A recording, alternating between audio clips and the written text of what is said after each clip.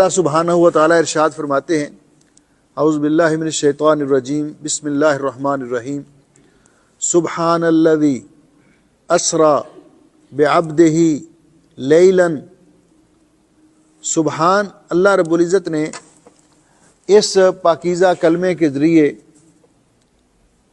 اس معجزے کی تفاصیل کو بیان کرتے ہوئے سبحان سے آغاز کیا. اس میں حکمت کیا ہے؟ سبحان کا معنی کیا ہے؟